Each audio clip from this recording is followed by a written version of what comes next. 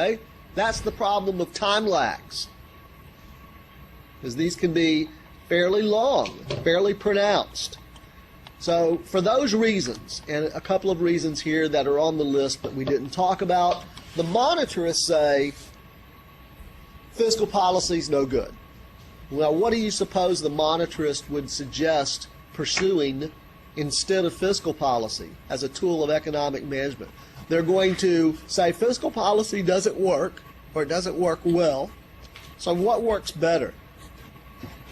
What would the monetarists argue that we should have an emphasis on? Monetary policy. Monetary policy. Isn't that neat? That the monetarists would argue for an emphasis on monetary policy, okay? Which just means the money supply, which doesn't just mean currency. Okay? I'll leave it to your economics professor when you take your macroeconomics class, but that's what economists call the currency, is what economists call M1. It's only a part of the money supply. Okay? All right, so let's talk very quickly here about monetary policy. The monetary policy is the responsibility of the Federal Reserve Board, the Board of Governors of the Federal Reserve System. Okay? Federal Reserve Board, or a lot of times we just say short and sweet, the Fed. Okay? And one of the reasons that monetarists prefer monetary, certainly not the only reason, but one of the reasons that they prefer the monetary policy over fiscal policy is that monetary policy is not the responsibility of the President and Congress.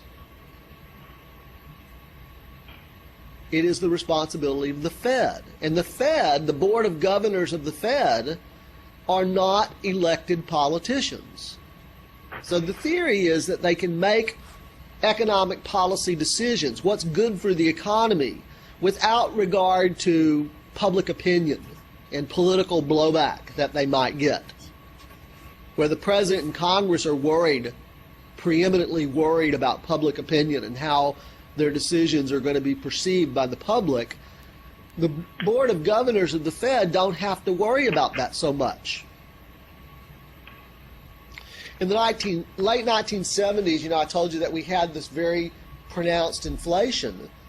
And the Fed in the early 1980s decided that it was going to bring inflation under control. That they were committed to bringing inflation under control.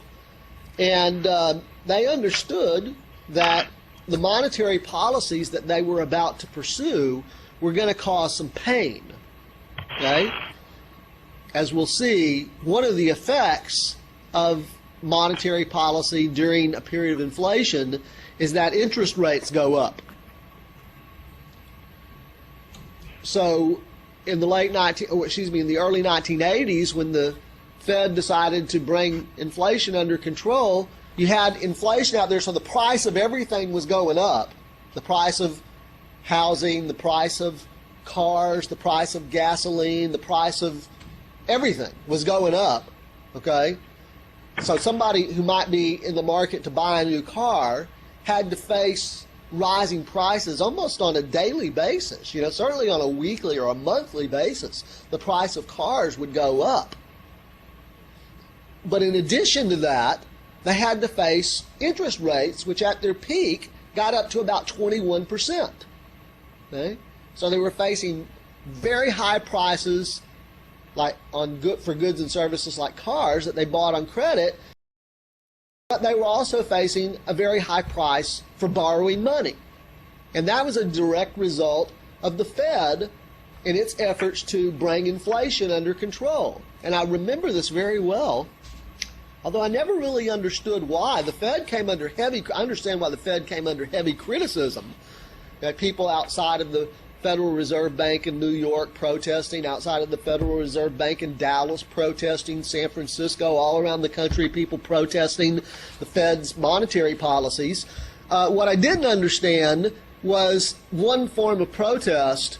I'd have to go, maybe you have to go back and do some reading to figure this out. Certainly at the time, I didn't really understand. But people were mailing, through the U.S. mail, were mailing 2x4s to the Fed. It's a very, very strange form of protest, but I remember that vividly. People would, package up a chunk of 2x4 and send that to the Fed.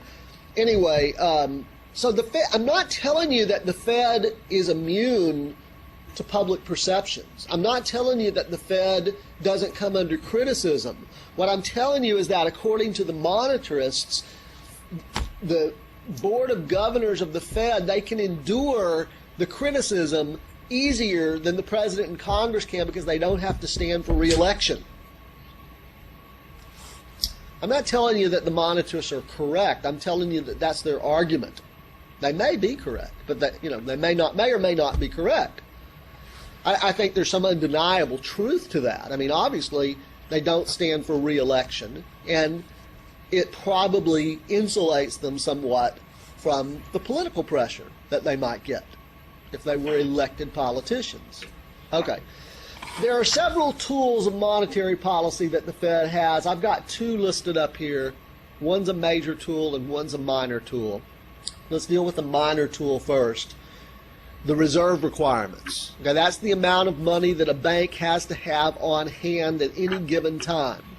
So if the Fed raises reserve requirements, if the Fed says to banks, you have to have more money on hand, that would be an indication, perhaps, that the Fed thinks that inflation is a potential problem. Remember, banks are in the business of loaning out money. So if the Fed increases the reserve requirements, that's money that banks cannot loan out. Okay? That takes money out of the economy. Theoretically, that takes money out of the economy. Okay? If we're in a period of recession and the Fed wants to stimulate spending, it might lower the reserve requirements, okay? Making it easier for banks to loan out money. But as I said, that's a minor tool. I want to be clear about that point, okay? The reserve requirements are what we would describe as a minor tool. The major tool that we're talking about here is what we call the discount rate, the federal funds discount rate, okay? And that's the rate, essentially that's the rate of interest that the Fed charges to member banks on money that the banks borrow from the Fed. And theoretically, when the Fed adjusts the discount rate, banks adjust their interest rates accordingly on the loans that they make to businesses and consumers. Okay. Now, all other things being equal, would you rather buy something on credit when interest rates are higher or lower?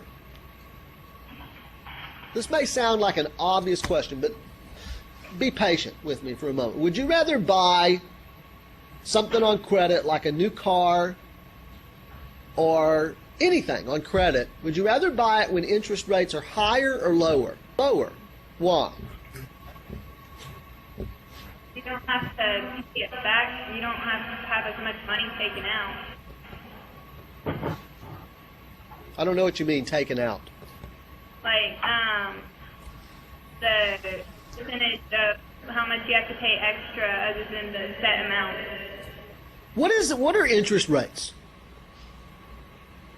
It's just the price of borrowing money, right? Right? Yeah.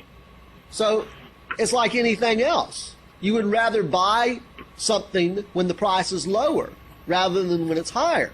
So you would rather buy borrowed money, if that makes any sense. You would rather buy a loan at a lower price than a higher price. Okay? That makes a lot of sense. Intuitively, economists refer to that as the law of demand. Okay?